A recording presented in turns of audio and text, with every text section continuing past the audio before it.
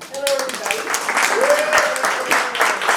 So you probably know Ann as well as I do, because she just bops around all over the world and sees everybody, and everybody knows who she is. But she is Colonel Ann Wright, who spent many years in the Army and the Army Reserve, and then went to the State Department. And in 2003, at the beginning of the war in Iraq, she and a very small number of others wrote a letter of resignation. She pulled up her stakes at the embassy in Mongolia and sent all her things home. She's a long, good story to hear. And since then, she's been a very, very active activist.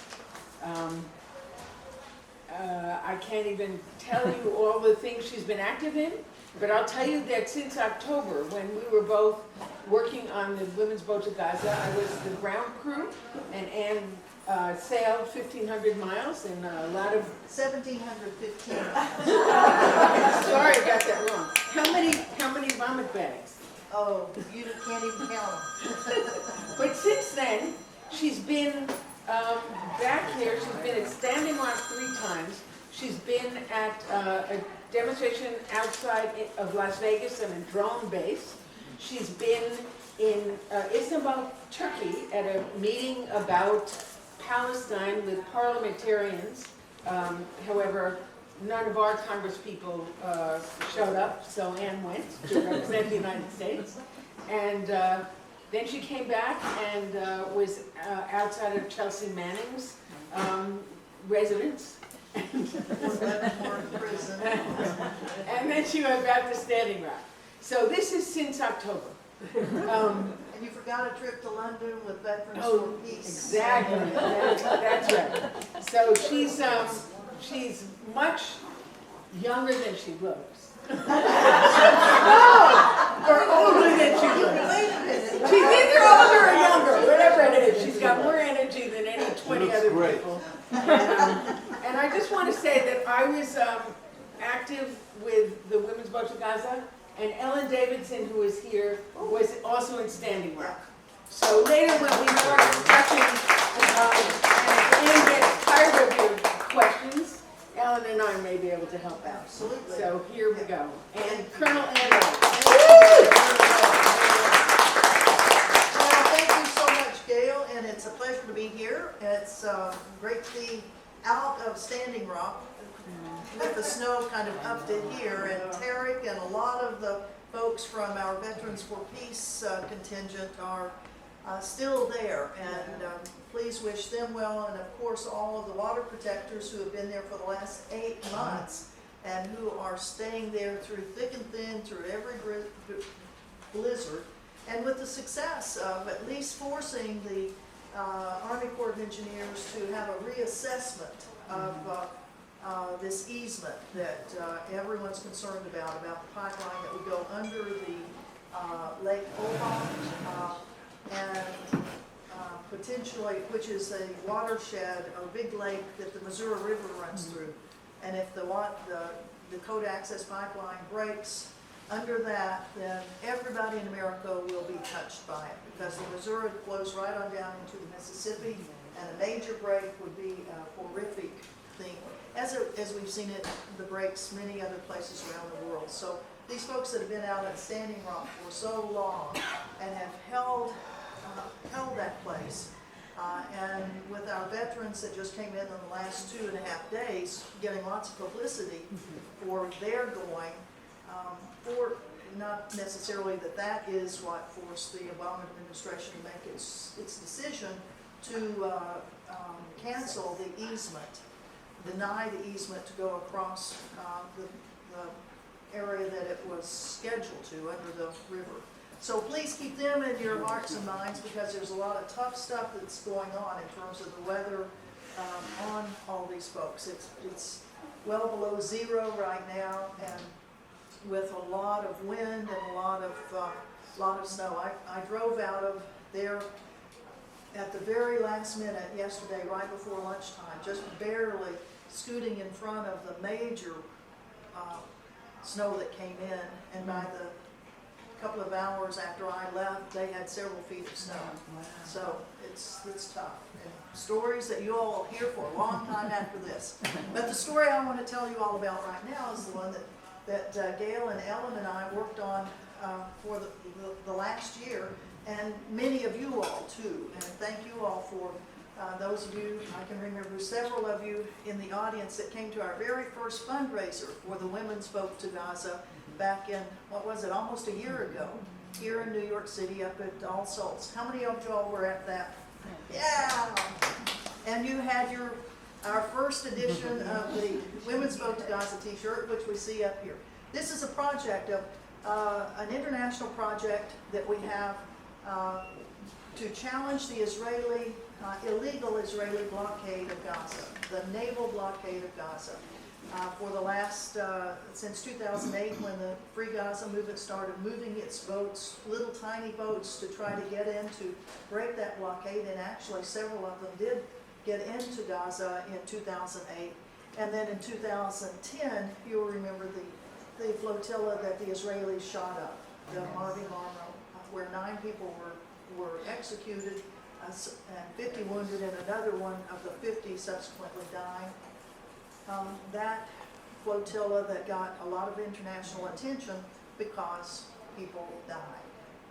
Well, we've tried to continue the attention on the Israeli blockade of Gaza by continuing to send boats. And the latest in our series of sending these boats was the Women's Vote to Gaza, which was this year. And if you remember, what we were trying to do is to break the blockade here of this little tiny place called Gaza, 25 miles long, 5 miles wide. Now almost 2 million people live in Gaza. When many of us first started thinking about Gaza and going to Gaza after the Israeli attack in 2009, there were 1.6 million. So in the last 6 years, there have been over 400,000 people. This is one of the most populated, densely populated places in the whole world, this little place called Gaza. And people are trapped in it because of the Israeli blockade on 3 sides of it. The ocean side, the northern border, and the eastern border. And then the southern border, of course, Egypt has that one. And that was generally where we were able to go through by land. But with the al-Sisi government, the overthrow of the Morsi government, an elected government, the Muslim Brotherhood, who were elected after Tahrir Square, but they were overthrown by the military again. And General al-Sisi, now President al-Sisi, has no love at all for the Muslim Brotherhood. In fact, killed a lot of them, threw the rest of many of them in jail, and has sealed off the border with Gaza, so that essentially the people in Gaza are trapped. So it's very important that we not forget that. By the year 2020, the United Nations says that Gaza will be uninhabitable because of this blockade. That right now most people have less than 4 hours of electricity a day. Water is a very big problem for them too, as well as for us as we look at water protectors here in the United States. The sewage problems that they have in Gaza because there are not enough spare parts that the Israelis allow to come in. Everything that comes into Gaza has to be approved by the Israelis. They have convoys of things that go in, food and materials, but never at a quantity that can keep a population like that going. So it's important that we not forget that. So we have, over the last many years, been sending these boats to Gaza, and our latest boat trip, the Women's Vote to Gaza, was 1,715 miles. And let me tell you, I did not calculate that before I volunteered to go on that. And in fact, I didn't know that I was going to actually go the whole way. As you can see, we started out over here in Spain, and you ask why Spain? Well, it was because Greece, where we had traditionally left from, the Greek government was not friendly to us anymore because they've been paid off by the Israeli government. You know, the Greeks are in financial distress, and so the Israelis have offered them a lot of special deals and money. And this started in 2011 when we first had the US Vote to Gaza, which you all helped fun, thank you very much. And we were unable to leave the shores of Gaza because the Greeks just would not let any of our 10 boats there. So we bought boats in Spain and then sailed to France. We wanted to do educational things along the way. You know, talk to people in Spain and then talk to people in France about the Israeli blockade. So we went from Barcelona, Spain to Ajaccio, Corsica, France, and then from Corsica on down to Sicily, to Messina. And then from Messina was the long trip. This long trip was 1,000 miles, and it took about 9 days. The other two legs were about 3.5 days apiece. And here, the little map just to remind you of where Gaza is in relationship to the West Bank. There should be a little corridor that connects them, but that, of course, has been broken up. And, of course, the West Bank. That's the better picture of it in terms of what it's supposed to look like, but it doesn't. If you've seen the map of the illegal settlements that have gone into the West Bank, where really less than half of the land of the West Bank still is Palestinian. We had two boats that were part of the Women's Boat Project to Gaza. We had international competitions for the naming of the boats, and we had, as we did for the beautiful T-shirts. You know, we had 30 entries for the T-shirts, and this one was drawn by a young Palestinian man. And beautiful, beautiful. And we had competitions. So the two names that were chosen were Zaytuna, which means in Arabic means olive, as an honor for the great product of the Middle East, the olives, the olive trees that are a symbol of Palestinian history, really. And every time an illegal settlement goes into the West Bank, the very first things that are torn up are the ancient, and I mean ancient, hundreds and hundreds of years old olive trees. And then the other one was Amal, or hope. Amal, or hope. So these were the two boats that we purchased in Barcelona, Spain, to take us on the way. We had actually 9 campaigns. I forgot to put down Spain, where we were saying that from. They had a very strong campaign, but the 8 national campaigns, Australia, New Zealand, Sweden, Norway, Canada, the United States, Malaysia, and then the international campaign to end the siege, which is actually headquartered out of London, but it does a lot of work all throughout the Middle East. And just to show some of the, every campaign had designs, and they had brochures, and all of this being a part of our international effort to keep people reminded of what is happening in Gaza. So each national campaign had fundraising events. They had all sorts of things. Here's the Malaysian. The Malaysians turned out to have a tremendous, tremendous campaign that we were stunned, actually, because we had, on our steering committee, we actually did not have a Malaysian on the steering committee, which now we look back and went, holy smoke, how did we miss this? Except they were just very quietly doing their own thing, raising their own money to be a part of this. And they had 2 women delegates that were a part of it. Our boat doctor, Dr. Fazia Hassan, the woman on the left, was on all 3 legs of our trip. And Norsham, on the right, a medical specialist herself, was a part of this. And they brought all sorts of people with them to all of the places that the boat was, from Spain to France down to Sicily. And you'll see some of it in a minute. And here we are at our very first fundraiser. Many of you all will see your pictures in here as we all donned our new T-shirts. Here's one for the international campaign.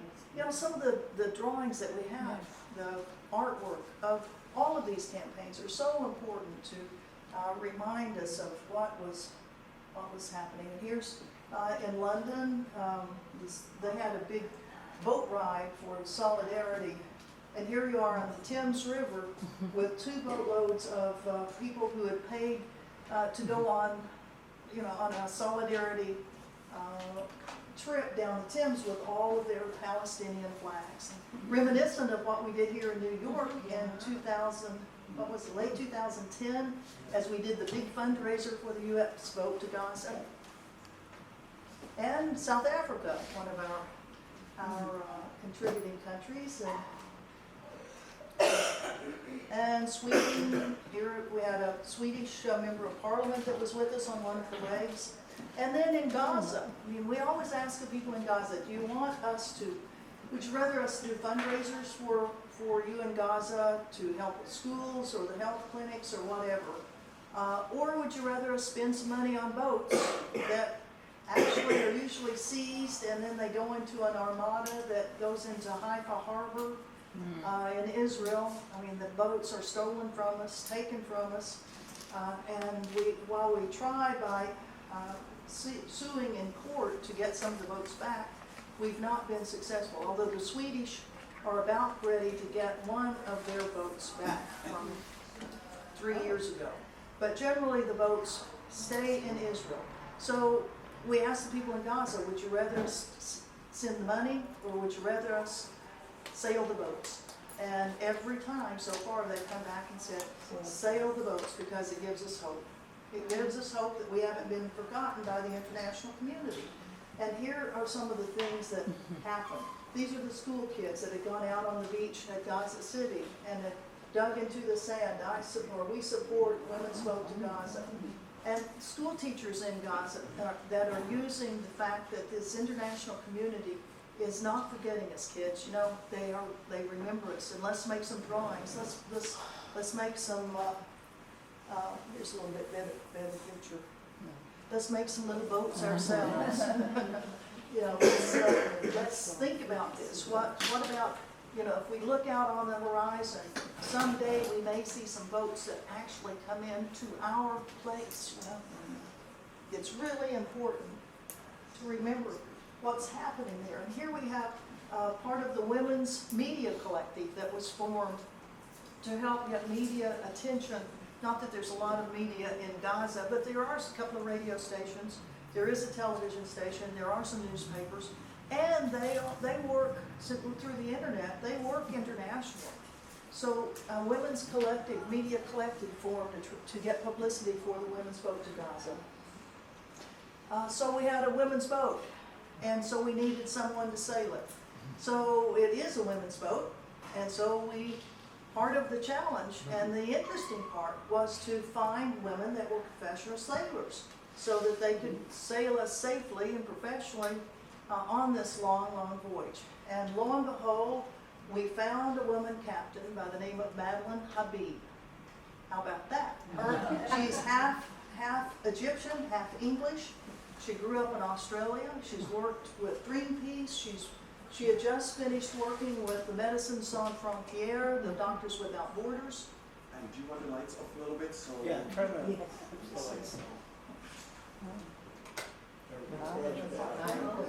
So she's worked, one of her last ships that she worked on was as the captain of a big ship with Doctors Without Borders that has been in the Mediterranean off the coast of North Africa, picking up migrants.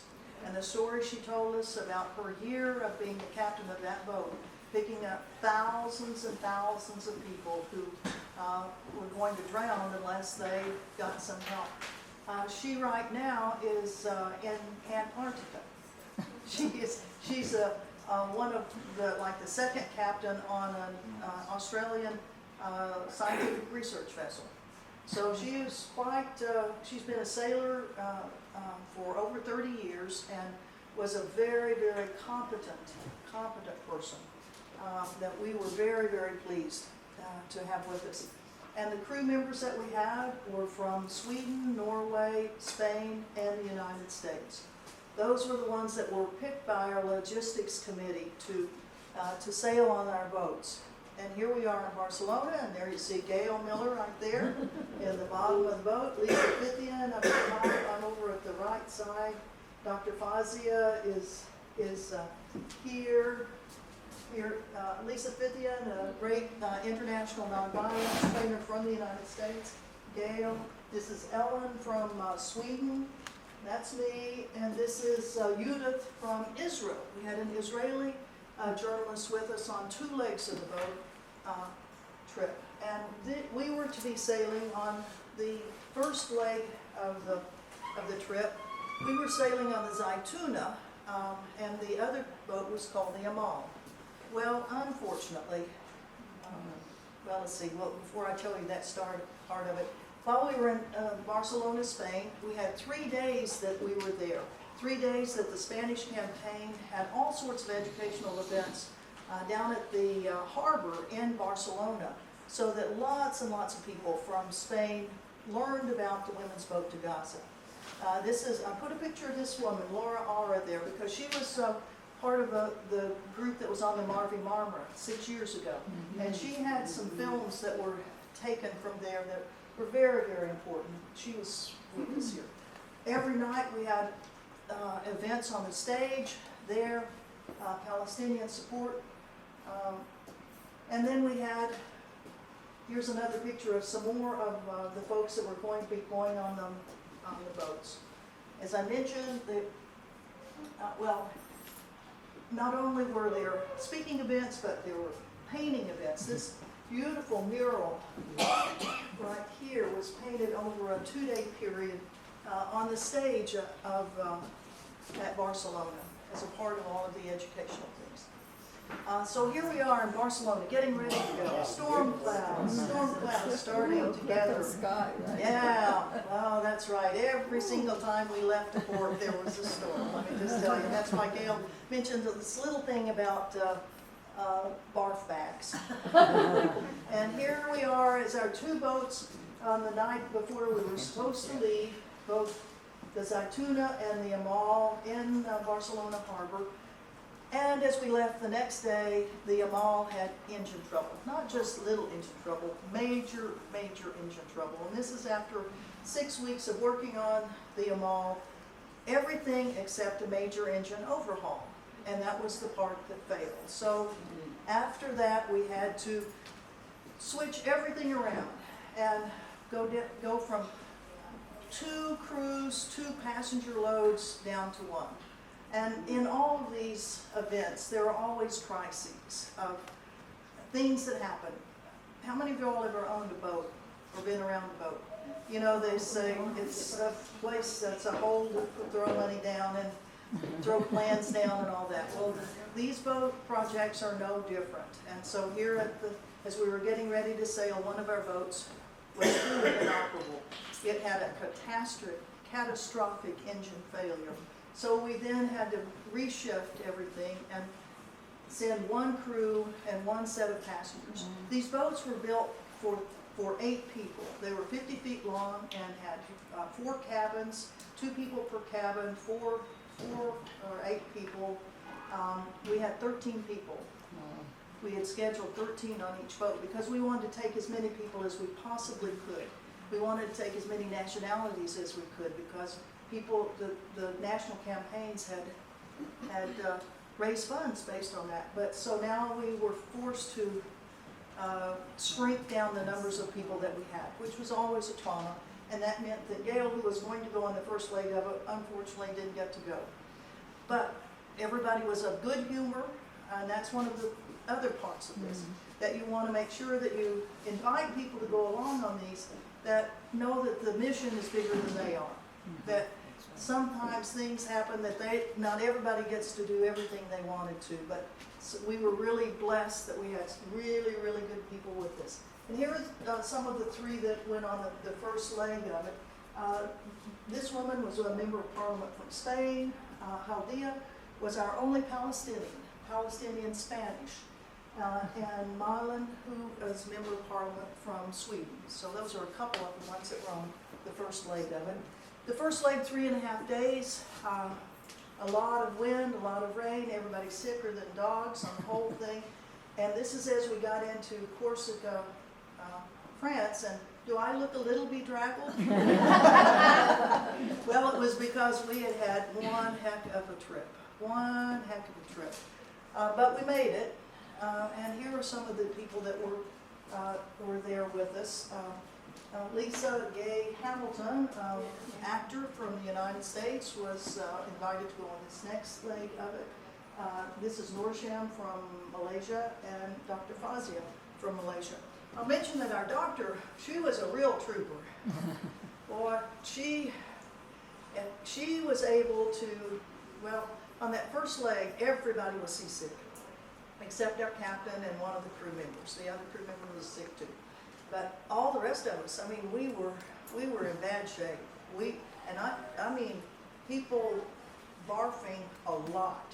We all had our little bags with us wherever we went, and a lot of people didn't even get out of their bunks because the sea was just so terrible.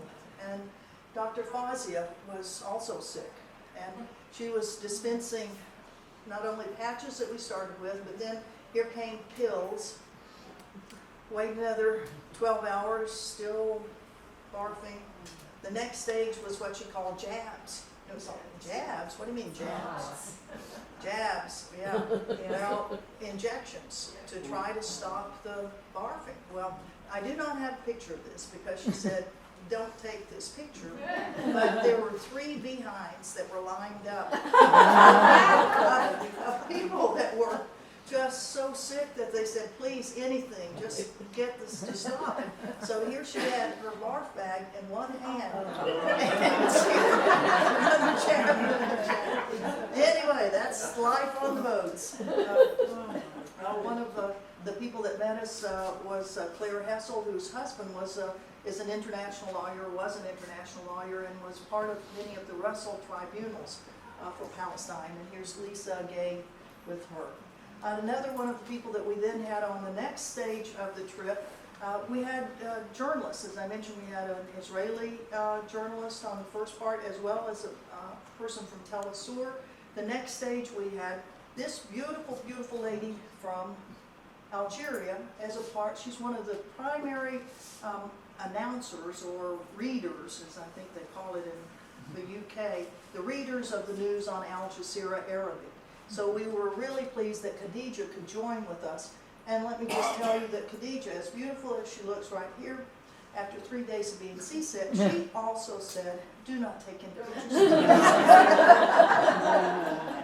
But some of the other folks that were on that leg of it, Hyatt, who was also with Al Jazeera, but Al Jazeera online. And this young woman, boy, I tell you, she really worked. And if you can, on Al Jazeera Arabic, there is a huge number of interviews that were done while we were on all of the legs of this trip. I mean, did you all happen to see much information about the women's boat to Gaza here in the United States? Oh, well, yes, isn't that the truth? That the US media did not cover this at all. And that was despite heroic efforts by our media team of sending out all sorts of press releases, but no. But in the Arab world, a very important part of this whole project, in the Arab world, there were, every day, there were several different reports coming out of the women's boat to Gaza. Al Jazeera put a whole satellite network onto the boat, and so we were uploading by satellite to go worldwide, wherever you get Al Jazeera Arabic, the interviews of the women that were on the boat. And some of the women that were on it, pardon me, included our woman member of parliament from Tunisia, Fatima from Tunisia. And then you have Dr. Fazia right here again. Do you notice some storm clouds brewing here too? Yes. First day out of Corsica. But before we actually went out, here in France, the Palestinian supporters in Ajaccio had an evening event for us on the docks with music and dancing. And then after 3 days, we ended up in Messina, Sicily. And Messina, as you can see, gave us quite a welcome. This was in their city hall. This was a beautiful, beautiful venue that we had. And Gail and Lisa had traveled on from Barcelona and had gotten to Messina to meet us there. Here are some of the women that were that had either come in on the boat or were planning to leave on the boat. And we have a woman from South Africa, Canada, Norway, Spain, the mayor of Messina, Marie McGuire, Nobel Peace Laureate from Northern Ireland, a member of Parliament from New Zealand, our other US person who was supposed to be going, and I'm blanking on her name. Naomi Wallace. Naomi Wallace, thank you. Naomi Wallace, poet. Can I just say something about Marama, the woman in the green shirt Yes. from New Zealand? She's a Maori person who is a Green Party person in the Parliament in New Zealand. And she has on Facebook been saying a lot of things about Standing Rock. And if you've seen, there are a lot of Maori, there are a number of Maori who've gone to Standing Rock. They call it haka for Standing Rock, and they have these ceremonial kind of chants. So anyway, that's Marama. Thank you. And for Naomi Wallace, I don't know if you all realize that she has been a co-author of many plays about Palestine. So she has always had an interest in Palestine, and so we were so pleased that she was going to go. A woman from Spain, Norway, Malaysia, Algeria, another member of Parliament from Algeria, Spain, US, and I think she was a journalist from not one of ours. And here's another, we had a big evening event with all sorts of music from the Palestinian community in Messina. And here we have the mayor of Messina on the right and the Palestinian ambassador to Italy, who had come from Rome to Messina to thank us for what we were doing. Also, the Palestinian ambassador to Spain had actually come to Barcelona to be with us also. So a lot of support from the Palestinian community. And here are one other person from the U.S. that I hadn't mentioned before is Kit Kittredge from New York. And then we have Lisa here. Gail, do I see you in there? No. Not in that particular one. And then this is the group that finally left to go, because as much as we had hoped we had had 2 boats, and I'll show you the picture of actually another boat that we did purchase in Italy to try to get 2 boats to make that last sail, so that we could take everyone who had come to Italy, had been invited to come to Italy, to be able to go. That boat did not sail. Another boat problem, but we will tell you in just a minute. So, Spain, Sweden, New Zealand, US, South Africa, Palestinian ambassador, she didn't go with us though, Malaysia, Northern Ireland, and Algeria. Those were plus Australia, Sweden, and Norway. Those were the 13 women, or 13 countries represented by the women that were on that final leg of it.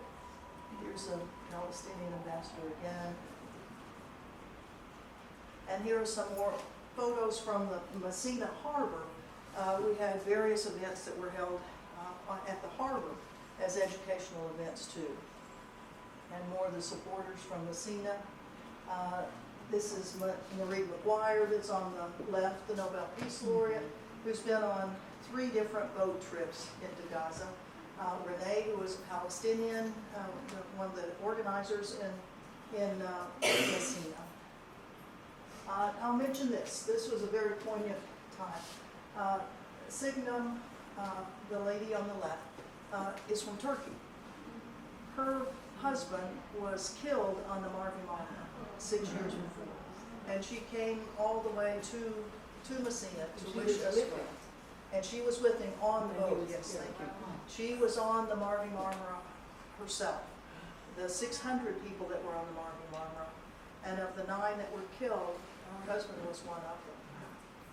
So she was kind enough to come all the way to Messina to be with us. And we all felt it was, she would have loved to have been on on the trip on one level, but on another level, the stress and tension of meeting another boat filled with Israeli soldiers, sailors, was something that we didn't feel was going to work for her or for the mission, actually. I mentioned that we did buy another boat. We named it Amal II. We bought it in the port of Palermo, and our captain that was going to go with us from Norway sailed it from Palermo on to Messina, and when she got to Messina, she said, "This boat is not ready to sail 1,000 miles." And we were going, "Oh my God, oh." We said, "Well, what has to be done to it?" So she had a list like this long, and as fast as we could get workmen to work to get that thing into good shape, by the time the kind of the drop dead date, that's kind of a bad term to use, the time to depart to make all of the timelines that we really needed to, the other boat was not ready to go. And talk about heartbreaking of buying it, trying to get it in. By chance, do you know anybody that's in the Mediterranean that would like to buy a really good boat that's in really good condition now? I mean, and I can swear to it now, and we put a lot of money into it. But anyway, it did go out for a sale with those people who were not going to be able to go on that last leg of the trip. But that's the story of them all, too. And as I mentioned, the first day, of course, we had to have a storm to get everybody in the right frame of mind here. So this is Marma from New Zealand looking out as the dark clouds come. And here is our Olympic athlete from South Africa, Leone, who is a great civil rights activist in South Africa. She is working now on students and universities in South Africa who are rebelling against the ever-increasing prices that universities are charging. So she was with us, a great person, and it wasn't stormy the whole time, thank goodness. We did have some nice days of sailing at 5 miles an hour, 24 hours a day. Will this ever end? Well, but it was fun. And thank goodness we had some singers. And Marmara from New Zealand was a great singer, and Sophia from Norway was a great singer. She was one of our crew members, and Emma from Sweden. And we'll hear from them at the very end of this program, where they have a beautiful song that summarizes what we feel about. Boat break. Well, our boat, the one boat that had finally made it out of all the ports, we were off the coast of Crete, and all of a sudden there was a crash, a crash, and our captain looked up, and one of the metal rods that go up to hold the mast in place had snapped. And while she said, "I think we could probably go on with it," it wasn't one that was going to mean the mast was going to fall down. If we had severe weather, things might happen. So we called our friends in Greece, our good friends, our friends that had been a part of the Gaza Flotillas before. And most of the time we had sent boats from the island of Crete because it's closer to Gaza than the mainland of Greece. And so over the years, we know a lot of people there, and they were thrilled. They were thrilled to come to help us out. And in 24 hours, they got some professional riggers that go up into the mast, and here we have 2 of them that had come over to our little boat to help us out. And within 2 hours, they had fixed everything, and they had fixed us too. Let me see this one. It's called a halyard, by the way. Pardon? The cable, it's called a halyard. A halyard, okay, thank you. They had not only brought these guys to fix the mast, but they had brought Greek food.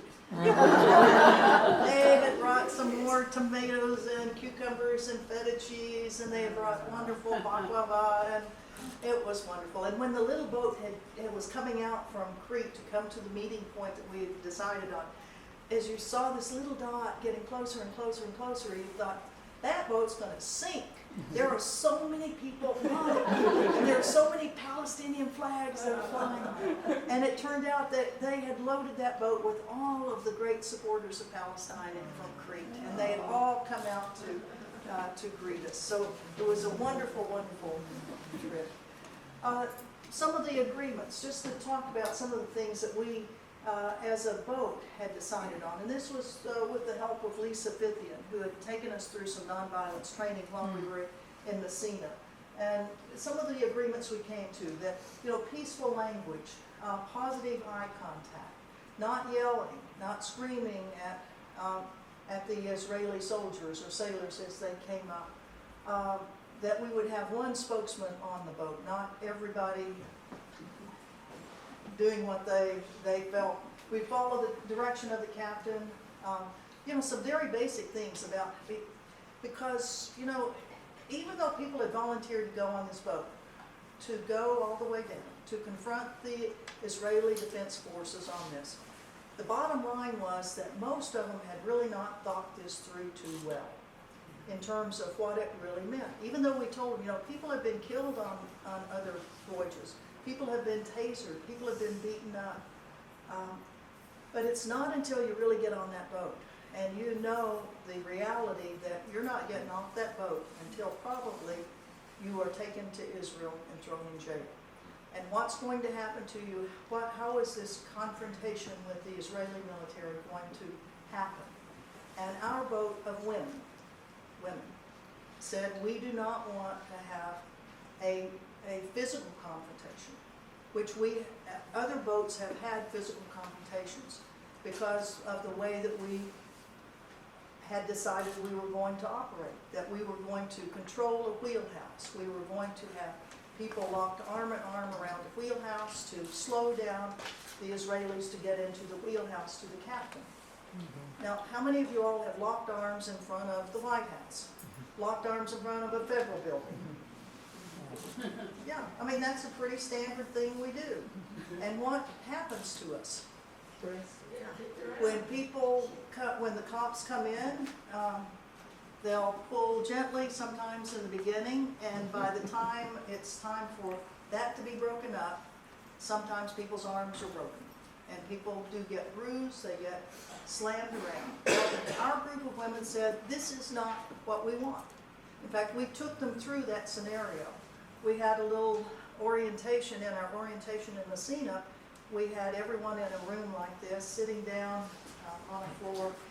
How would we react when the IDF arrived? And the first suggestion, well, we'll lock arms and da-da-da.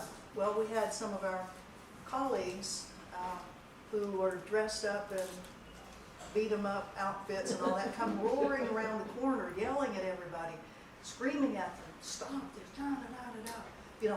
Loud stuff, which we have heard before on these boats. Well, let me tell you, it really scared people, scared them. And when our friends were pulling them away, the decision was of our women that were on that boat, we don't want that to happen.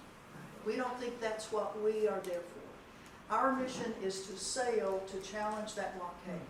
We don't need to be beaten up about this thing. And if our actions do not precipitate a beating up, that is good. And maybe we have a chance, if we have a different approach to this, maybe we have a chance to actually talk to some of the young sailors, to tell them why we're doing this. They know really what it's all about because they've been briefed on some level. But as we know from our own military, sometimes our own military is briefed in ways that don't make a lot of sense. So we thought we'll just see if we can maybe by our actions, have a greater access to talking with these young people about what our role is and why we have come on this long, long mission. So, just before I get to how this all turned out, just to give you some pictures of inside our massive, giant boat. Well, here's down in the little galley with everyone everyone had to take their turn in cooking, cleaning up, cleaning the head, the bathroom, keeping the boat tidy. It didn't matter if you're a Nobel Peace Laureate or if you're a parliamentarian, you got your turn at all of this. And tell them who's up on the wall. Oh, well, actually, there's a better picture in just a moment.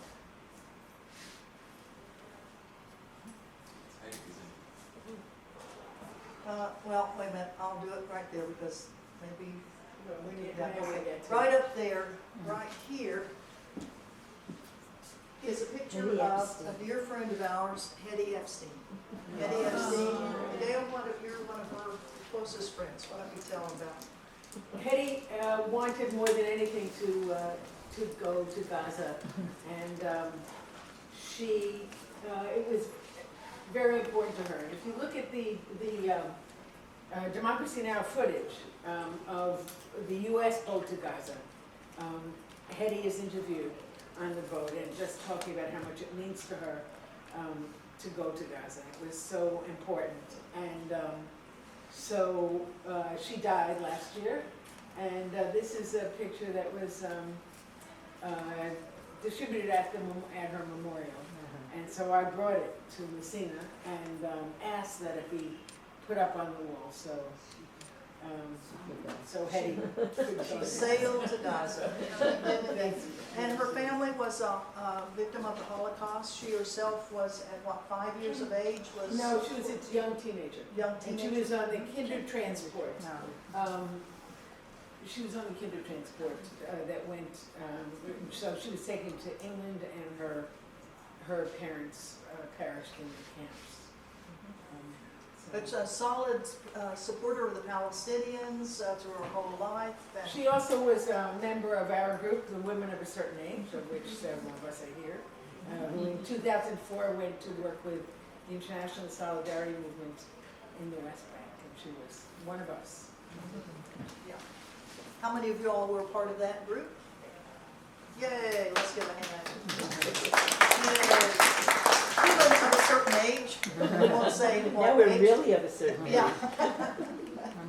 And here's another photograph of the galley area. As I mentioned, there were only 4 cabins in this, so 4 divided into 13 means 3 plus 1 has 4. So every room had 3 people in it, but it was one bed for 2 people. So everyone got to take their turn, and this is what we wanted too. We wanted to always have people, at least 1 if not 2 people, with the crew member that was on duty, that was guiding the boat and everything, and particularly at night. During the day, there was always somebody up in the cockpit, but at night, we wanted to make sure that from 8 to midnight, that was 1 4-hour shift, and then midnight to 4, and then 4 to 8. So that was the way you shifted people out to hot bunk, so to speak. And then the area around the table was also a bench area, so people could be lying in there too if they needed to. This is as we were getting 80 miles off Gaza, and thinking that probably within the next 5 or 6 hours, the Israeli Defense Forces will probably come to tell us to stop. So we had all gotten dressed up in our finest Women's Boat to Gaza shirts, and we're ready to go. We had everything packed, ready to leave the boat, because we wanted to make sure that any of our personal possessions were put in our own bags, and whether or not the Israelis were actually going to give the bags back to us, we didn't know. I mean, in 2010, most of us did not get any of the things that we were on the boats with, particularly electronic equipment, cameras, computers, or anything like that. Never came back to us, nor clothes. I mean, we came back to our home countries with what we left the boat with. On the last day, we decided we'd cook up all the stuff we had left, and some of them were a lot of eggs, so we cooked all of them, thinking we can make mashed eggs, we can have, good protein, and how do you crack 60 eggs. So we decided to have a contest. And, my hand is right over here. And let me tell you, it was not the United States of America that won that contest. We really crack eggs. But it was great fun watching everyone with their various national techniques of how to skin an egg.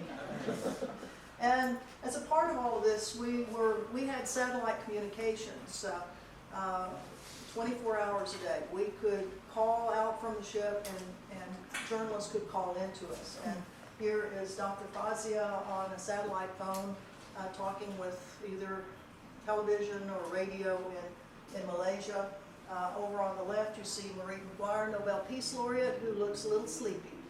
And that's because she worked really hard on that mission. As one would expect, the media wanted to have a lot of conversations with Marie McGuire, and she was so kind to anyone that called, she answered. And even I got a phone call or two. It wasn't from any of our U.S. media. Media in other parts of the world were interested that an American was going on this. Here's Marama doing kitchen duty, Member of Parliament, New Zealand. She was very good at that, as well as cooking. Dr. Fazia on the stove, and Mina, who is an Al Jazeera reporter. On this leg of the trip, we had two Al Jazeera reporters, a duo, a camerawoman from Moscow, originally from Lebanon, but now an Russian citizen, and then Mina, who is originally from Algeria and who now lives in London as part of the London operation there. And here we have Leone, our Olympian from South Africa, on the communications station. And here's a couple more of us as we're just sitting around chatting. Again, a little singing going on. And here's Sine from Norway getting ready to start getting some of the boat ready. Every afternoon, every day, I mean, plenty of times to talk about what people were interested, what they were doing in their lives, how they were connected with the Palestinian issues, what they intended to do is when they went back home. Lots of sunshine and beautiful sunsets. There it is. I don't have that. And this is the memorial to Hetty that Gail had brought for us. And the Stay Human t-shirt, which was a phrase that Vittorio Arrigoni, an Italian who had come to Gaza on one of the very first boats in 2008 that actually got into Gaza, and he stayed. And unfortunately, he was murdered in Gaza by a Salafist terrorist group inside Gaza. That's what I would call them. Did that too. And here's our Al Jazeera team, Huda on the camera, and Mina. And they, too, just worked so hard. Every 4 hours there was a satellite uplink. So live from the women's boat to Gaza, Mina Harubu will be telling us the latest of what's going on. Oh, well, we've had such excitement here. We saw a dolphin. And then doing interviews with one of the members of the passengers or the crew. And it was very good. She was an excellent interviewer, and like I say, on Al Jazeera Arabic, it's there for everyone to watch. And as we charted our course to get closer and closer to Gaza, getting closer and closer, and now starting to put up the Palestinian flags on the boat so that when the IDF actually approached us, they would know for sure it was us. And so here at 4 o'clock on October 5th, the IDF, we started hearing them on the radio first. Zaytuna, Zaytuna, this is the Israeli Navy. Zaytuna, Zaytuna, Israeli Navy, and our captain, Madeline Habib. This is the Zaytuna, Zaytuna. Zaytuna, you must change course. You are getting close to a security zone. You have no permission to enter the security zone. This is the Zaytuna. We are on a course to Gaza. We are going to Gaza. There is no security zone there. There is no security zone. We are continuing to Gaza. Well, you see one big ship back here. Well, there was also another big ship back here, and then there was another big ship out there, and we had seen all sorts of aircraft going over during the course of the day. And then we started seeing these small little boats starting coming toward us, and there were actually 3 of those little boats. They weren't so little. They were about, I would say they were at least 40 feet. They were almost as long as our boats were. They are filled with about 20 members of the Israeli Defense Forces. As they were coming up, we were all already seated in the cockpit. We each had our assigned seats, so nobody would, in a moment of panic, not know what to do. And we practiced this every afternoon. We practiced this, and it was really amazing. Here, women, very solid women with very professional skills who had been through lots of crises in their lives. And every afternoon, when we would practice this, there would be something that would trigger in someone a very, very emotional reaction to what they were going to see. So we wanted to make sure that when they finally saw these boats coming toward them, that they were as calm as they could be, that they remembered to breathe, that they had some water with them, that they knew who was going to be speaking, what we were going to be saying, and we practiced this, practice and practice. And so when this boat came up, the question was in our minds, what is going to be their reaction? They know who we are. They know our bios. I mean, we were very public about all of this. For 8 days, 9 days, they knew exactly who was on that boat. So how were they going to approach us?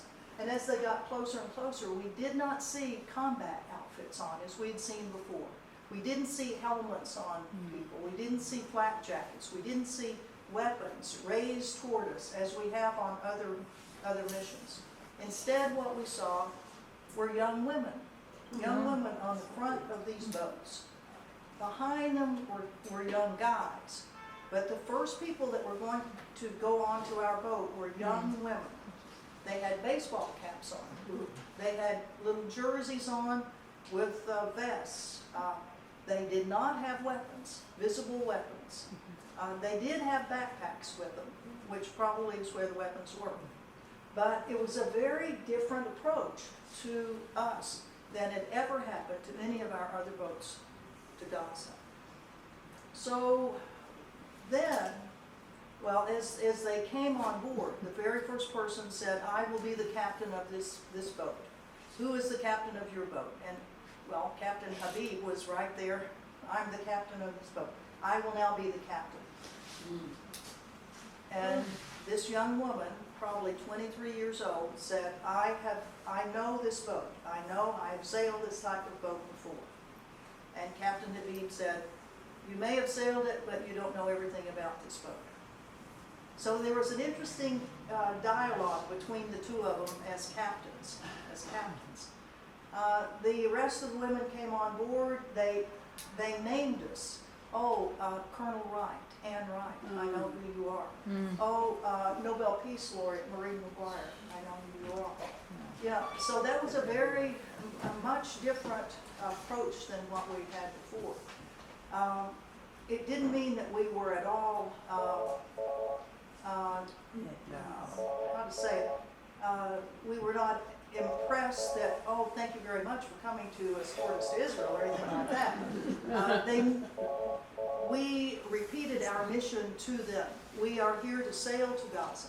That is our mission because the Israeli government has an illegal blockade on Gaza.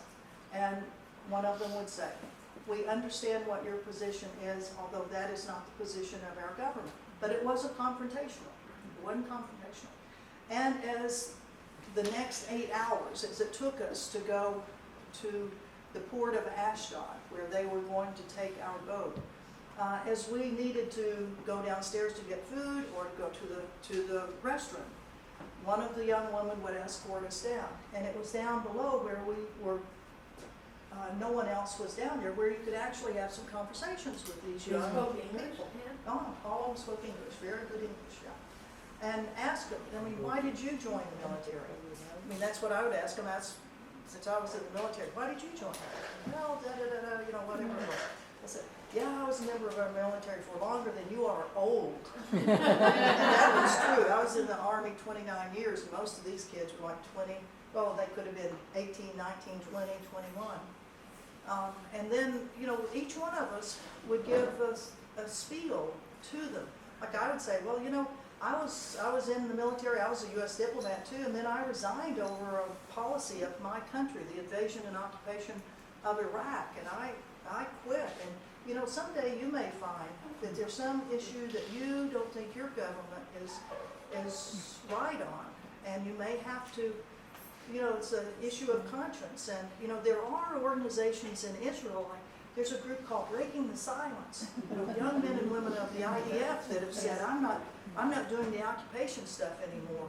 Or, you know, there's the young kids that are in high school, the Shemastine, and they say, I'm not even going to join.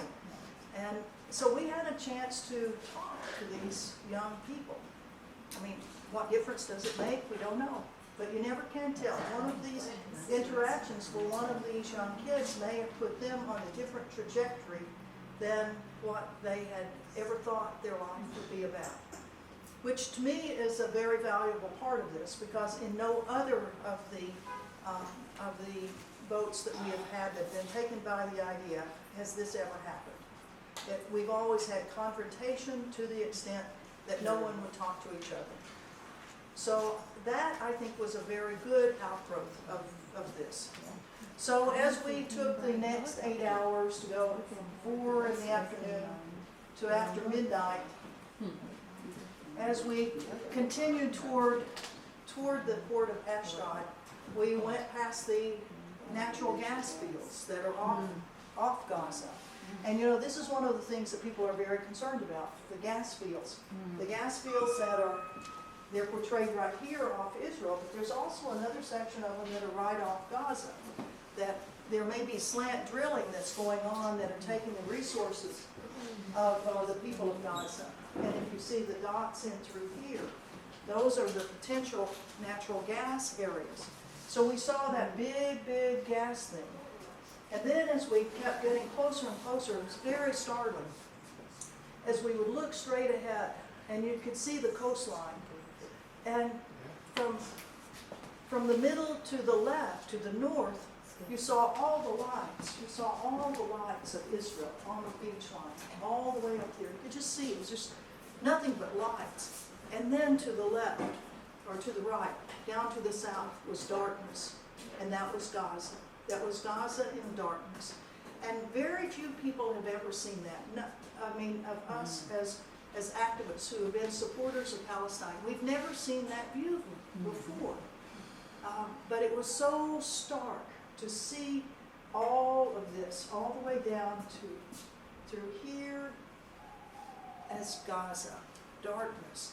And as I looked around for photographs, this was taken from space. It's hard to kind of figure it out, but the astronaut, True, was struck by this. Up through here he saw Israel, and then he purposely put a line around what was Gaza, the darkness of Gaza. So the perpetual darkness of Gaza that's caused by this illegal blockade. And then here is our boat as it was coming into the Ashdod harbor. This was taken by somebody on the shore, and that was put in an Israeli paper. That's how we got that. So what happened after that? We were brought into Ashdod harbor. We were interrogated right there at the harbor by immigration. We were charged with entering Israel illegally, even though we were taken against our will. We were hijacked by pirates in international waters, taken against our will to Israel, and our boat seized. And then we were charged with entering Israel illegally. We were imprisoned at a place called Givon Prison, which is apparently one where a lot of activists have gone into. The immigration people tried to get us to sign a voluntary departure statement as we arrived there at midnight, saying, we will get you to your home country, but you have to pay your own way. But you can go on, get on out of here. And it was like, no, we didn't go 1,000 miles, 9 days just to go get on an airplane. We want to see lawyers. We want to see our embassy folks. We want to raise Cain about what you have done to us. We're not about to go home now. And so the next morning, yes, that's right. Oh, and I had all sorts of people, because I was called the boat leader. We had a captain that actually ran the physical boat, and then I was the boat leader that kind of did the other part of this. And I had one admiral from the Israeli Navy came over to talk and plead, please, just get on out of here. This look at all the resources that are being used for you all. It's like, yeah, well, let me just tell you a thing or two about God's resources that aren't going into Gaza that you all are blocking to go into Gaza. I mean, we had some good discussions on this. And then they sent over a member of their foreign ministry. Oh, Miss Wright, I understand that you are a U.S. diplomat, and you certainly would understand. No, we're not leaving this place. And all the rest of the crew, the gang was watching to see what was happening. Yes. So the next day, finally, the lawyers that we had contacted before came to visit with us, and our diplomatic representatives, to include even the United States of America, sent a representative. And she was kind enough to say, we have gotten a lot of phone calls at the US Embassy in Tel Aviv about you being on the boat and that the Israelis have held you.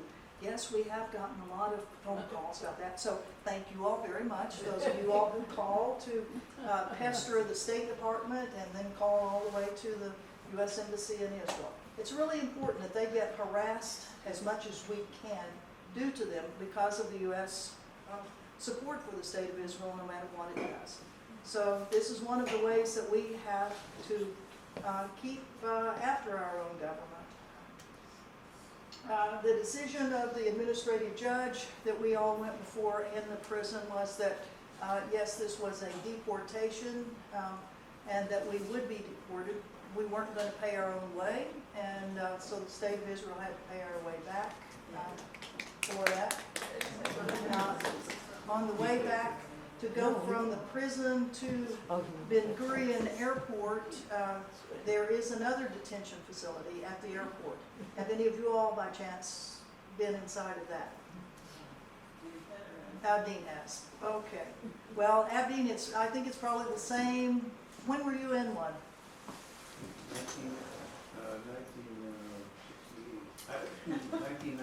1998. Ah, well, this may be an updated one. I don't know. It was when Marie McGuire went into the cell that we had that had probably 16 bunks in it. She went, oh, I've been here. I've been in this one before. And then she started going. She was looking around like under the beds, and it was like, Marie, what is happening? Why are you doing that? She said, well, look under the bunks. Look under these bunks. You can see who's been here. And, yeah, and so, oh, okay. And the very first bunk that I looked under, here it was. Marie McGuire, Nobel Peace Laureate, and Cynthia McKinney, U.S. Congresswoman, 2009. Sure enough, there it was.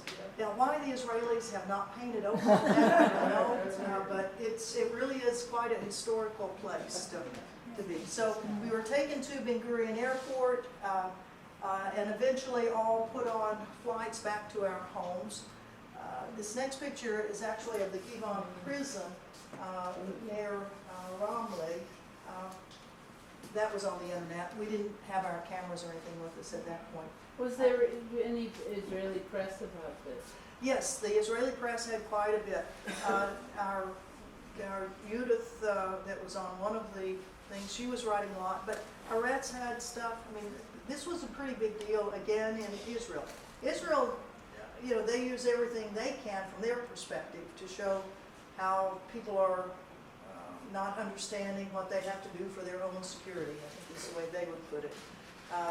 So yes, in Israel there was a lot of publicity about this. In Gaza there was a lot of publicity about it. Young folks who were there on the docks that were a part of the media groups that were talking about this. And then as we started returning home, the receptions that people were getting as a part of the teams that had fundraised to help them get to where they were. Here's Mina arriving back in London, the Al Jazeera. Oh. Yay! Thanks to Gail, and Lord for leading me at JFK. As I mentioned, the Israeli government had to send us home. They had to pay for it. So guess which airline they chose for me to ride home on? LL. And I did not have this T-shirt on, let me tell you. It was like, I don't know. But by the time I got there, Gail and Ann and Lori had already had some confrontations outside the LL waiting area. We're throwing them. Say Go what on, happened Gail. there? And go ahead. No, you don't. So we had our signs and we were waiting, and so there were people who were waiting for other people to come off the LL flight, and they objected to the signs, and and so this guy tried to get the security guards to make us put down the signs or make us leave, and so there were various people who he kept trying to get various people to get us to leave, but they had no basis for it, and so we just kept arguing with different people, and we still had our signs. So when I came out of the little thing, there was already dust-ups going on. There were girls coming from here. What's going on? Oh yeah, Palestine issues, yes. Way to go. It's always nice to have people that are there at the airport to greet you when you come off these planes, so thank you all very That was much. at 6 o'clock in the morning, by the way. That was. And then as kind of the last part of this, I'd like to play you the song that was written by our two crew members and sung also with Marmara, the member of parliament from New Zealand. And we'll see if you all can hear. See if we can hear.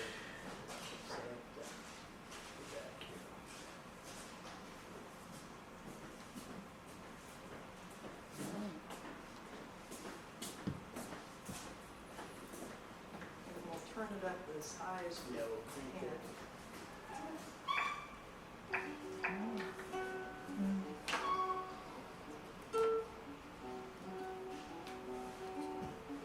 Oh, sorry about that. We anchored up and sailed out from the shore of Spain. Our boat Zaytuna, Olive is her name. And Olive is the symbol of a faraway place to which we steer our course across the waves.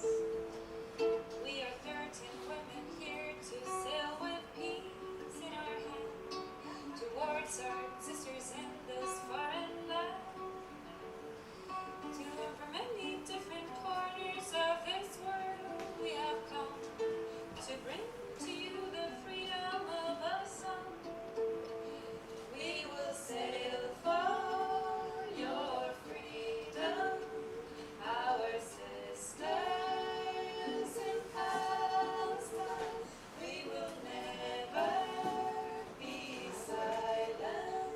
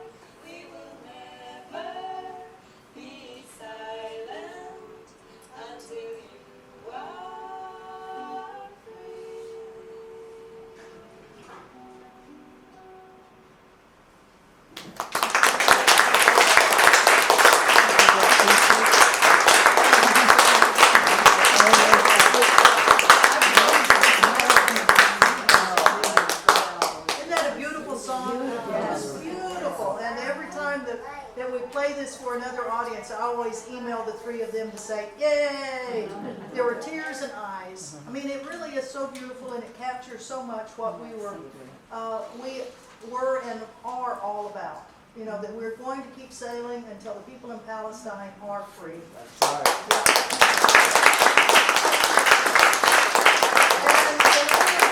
And in order to do that, we need your all's continual support.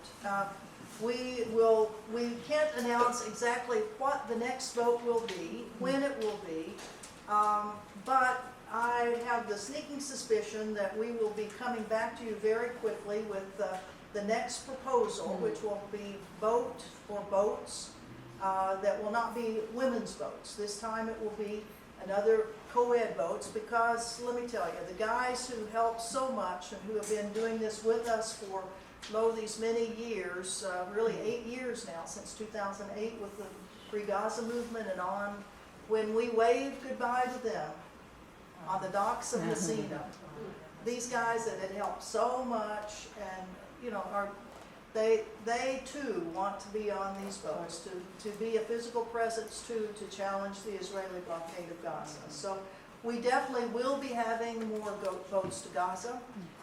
We will be needing all sorts of help again to as a part of a U.S. campaign for this. So if any of you all are interested in helping us with media, with working on the International Steering Committee, Gail and Ellen were so helpful with Kit Kittredge, with Susan Kieran, who's from Washington, D.C. We will need lots of help. If you're interested in logistics on how you put boats together, we'll be having an International Logistics Committee.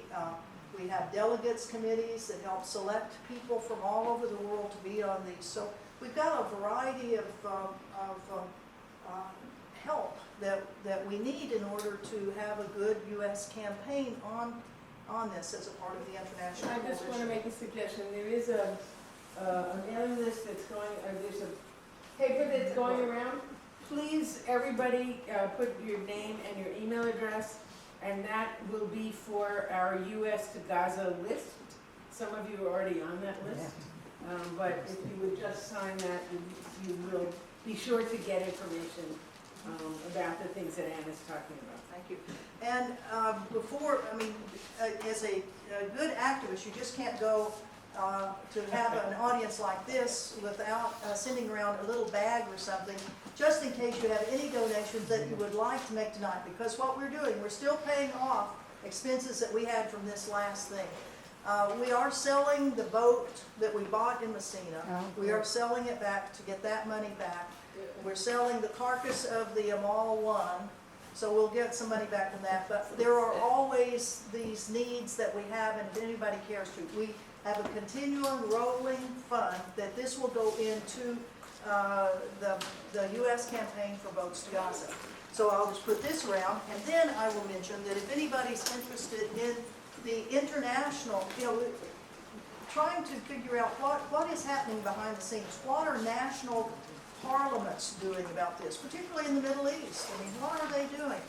So, that's kind of what I don't know. So that's why I was thrilled to be invited to go to the parliamentary session that was held in Istanbul.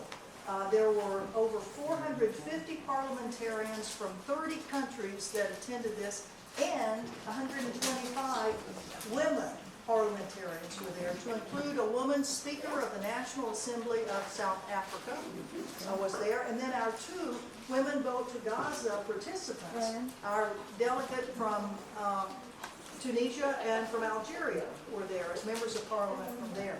If you want to see some of the materials that they put out, they now have a parliamentary conference on Palestine from all of this group. So then they have 12 recommendations that are coming out, that each National Assembly should pass legislation protecting, that say that they demand that the Israelis remove themselves from Palestinian cultural and religious places, particularly Al-Aqsa Mosque, and that the cultural heritage of Palestine not be erased by the Israelis.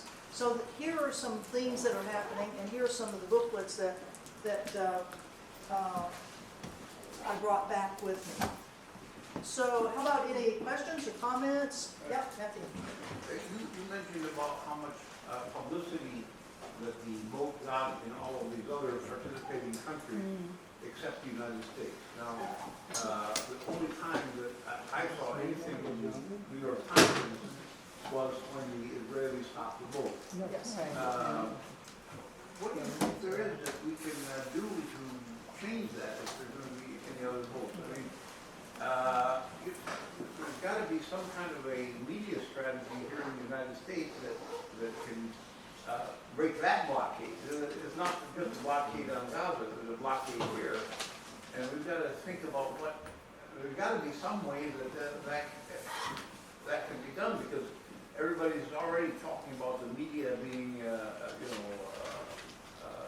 just representing the elites and not giving the American people the truth. So I don't know what there is that can be done on that. Well, Gail. I just want to say that at the US boat to Gaza, the audacity of boat, we had 10 journalists on the boat. We had 2 from the New York Times. We had 2 from CBS TV. We had, where else were they from? Democracy Now! We had 2 from Democracy Now! We had 2 from MAN, the Palestinian news agency, and somebody else was with her. So altogether we had 10. And we got pretty good attention, I think. So I don't know. I mean, I guess I'm just saying. Isn't the answer then to take journalists on the boat from the Well, United these States? boats are too small for one. Well, and we did try to get interest from here in the United States, but we actually got none. Even Democracy Now! Is not interested at all. And as much as I like Democracy Now!, we were unable to get them to really have any preliminary news, even just a little word saying women's vote to Gaza is going to be going in, 6 weeks or something like that. And it wasn't until the Israelis actually took the boat that we finally got something on Democracy Now! And we would have loved to. We attempted to get someone, a woman from Democracy Now! To be a journalist on it, but we're unable to. So ideas of, we sent out press releases, we've sent out all sorts of things to the media. We have a pretty reasonably good media list, but it really was not picked up by anybody. Who's the media person? Pardon? Who's Susan Karen in Washington, D.C. was, once the boats took off. And before that, we had IMEU, and they did a couple of press releases for us and we got no response. That's an agency? Yeah, isn't it IMEU? Is that what Well, it's it's the International Middle East. called? No, it's not IMEU. It's the one that, what is it called? The one that's here. That, See, yeah, I think that it's Sam IMEU. worked for. It's Yeah. IMEU? Yeah. And Andrew Cotty worked for them before. So we're, any ideas that you all have, we certainly want to take them on, and any help that you can give us also of helping call up people and all I that. think if we had a U.S. media committee, a serious media, anybody here would like to volunteer to do that for the next trip, I think that would be very valuable. I'll do Because it. we didn't have that. Okay. Wonderful. Put that next to your name on the list. Thank you. Good, I do it during the campaign. They were so tempted as like they called me, you were. Just Well, avoiding the end of each US presidential campaign, like you could, Yeah, but the people of Palestine can't wait, and so oh, we keep going. absolutely, but, if you want US media, you gotta give it to them where they can look at it.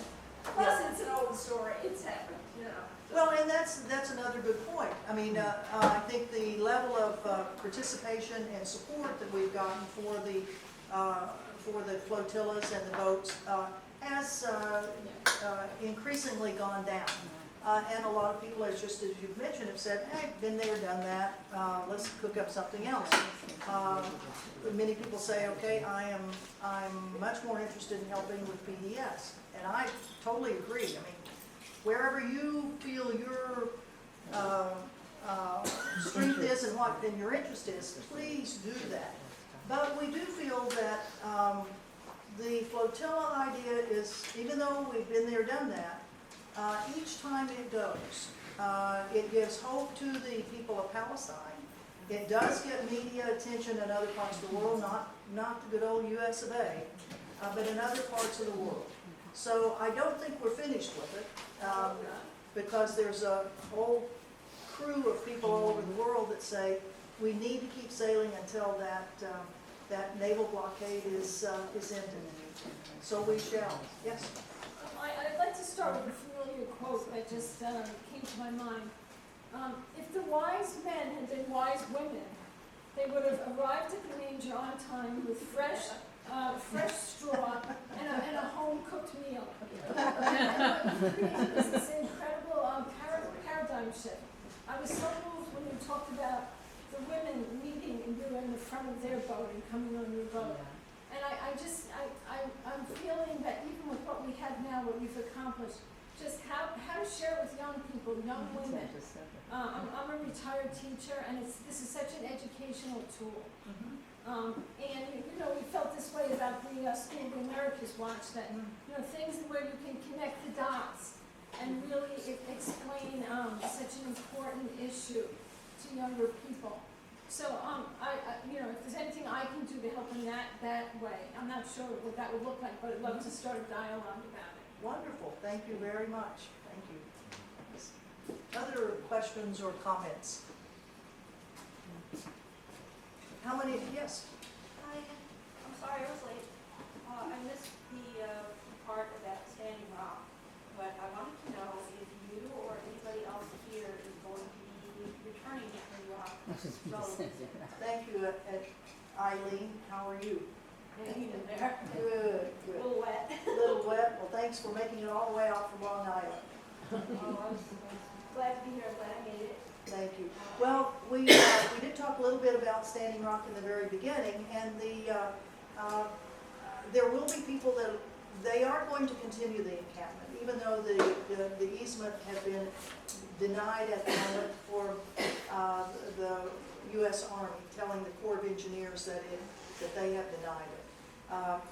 Right now, because of the intense cold weather, the winter weather, I think the numbers of people that they want to have out there is, one of the chiefs have said it's really time for most people to go on home, because the type of lodging, the type of shelters are that most people bring in with them just will not withstand what's going on. In fact, Ellen, why don't you tell them what happened to Tara?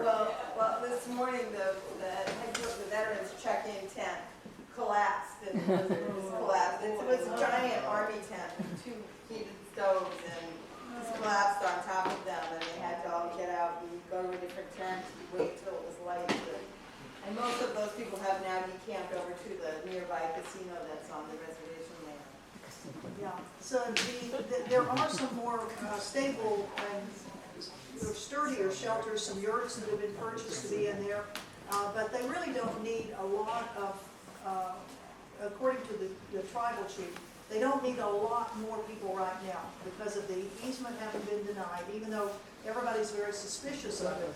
But because of the intensity of the weather, the amount of food that needs to be cooked, the amount of firewood that has to be done, how much medical support. People were slipping and sliding all over the place, falling, breaking arms and all this stuff because of the ice that's there. So I think what they're trying to do is start lessening the numbers of people that are there, but there will remain those that really know how to deal with the winter weather. And if something really critical comes up, they'll put out the call again, because the tribal leaders and the whole Standing Rock Sioux Nation, Lakota, are thrilled with the level of solidarity that they've gotten from not only other Native American tribes, which is apparently unprecedented, that all of the Native Americans are coming together on this issue and are helping out at Standing Rock. As these tribes themselves deal with things on their own reservations that they will want to have help on. And I think that's something that we're all bringing back to our home communities, particularly if we live in areas where there are Native American communities, that there are things happening locally that we can really help with, and that we should use our energies also to help our local Native Americans. Well, Ann, that's actually one of the reasons I'm here. I'm here to represent the greater Asatru community, and we would like to present this to the Lakota of Standing Rock as an offer of appreciation and a statement of solidarity. Basically, we are Vikings. We are the Norse. And we have, if you look online, you will see a video of people, elders in our community, who have made a statement saying that we stand with Standing Rock as heathens and Asatru, indigenous Scandinavian and Germanic faith. And we want to show our support for them as fellow non-mainstream religious folks who basically know how it is. And make it very clear that we're not the racists, we're the other ones. This is a bottle of mead, and mead to us is what tobacco is to the Native Americans. It's a sacred antigen that we share as a community in rituals called bloats. We pass around the horn and everybody drinks a little bit and says, Hail Odin or Thor or whoever, or their ancestors. It's very similar to passing the peace pipe. It's pretty much the same type of ritual. So this is a mead that I brewed, and it is dedicated to Thor because at the end of Ragnarok, Thor faces a serpent, and they kill each other. The A black snake. snake. Yes. Well, thank you so much. So Well, this is us saying thank you to them. well, And if we somebody will get is that. going back to Standing Rock, please bring this to the elders. And this is basically coming from, I am a member of the Asatru Philigid. I'm not quite sure how to say it, but it's basically the largest Asatru group. It's headquartered in Iceland. We've just finished building a temple, the first temple in over 1,000 years in Iceland. And we are a recognized religion in Iceland, but we're all over the place. We have people in Denmark, Germany, Sweden, Norway, Greenland, basically everywhere, Wow. including the States and both continents of the Americas, South, Central, and North America. We have plenty of representation. And we want them to know we stand with them. Thank And you. it is an honor to fight with them, and we will do everything in our power, and we do mean everything, including spiritually, to help them fight these monsters. Well, thank you.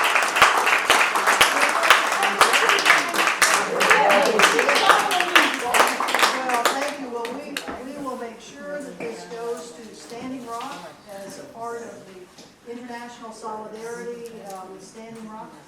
Is it alcoholic? Yes, it is. Don't open it. Don't bring it there. It's sealed, it's got tape on the top. On the whole prayerful and spiritual aspect of Standing Rock is what they feel has brought about the results that they've had so far. And an offering such as this, we will certainly make sure it gets there. Thanks. And if they don't want to drink it, we totally understand. They can toast to their ancestors, toast to their God, toast to their land whites, and then pour it a little bit out on the ground, and that's an offering just as spiritual as they have themselves. Well, they may not drink it right there on the cabinet because there's no alcohol there, but I suspect at a certain appropriate time, it will be appreciated. All right, Thank you. thank you. Okay, I would just like, on behalf of everybody here, to thank Ann and to thank all the women on the boat to Gaza and all the many people that are working on the boat to Gaza for their courage and for their dedication and for their continued fighting forward.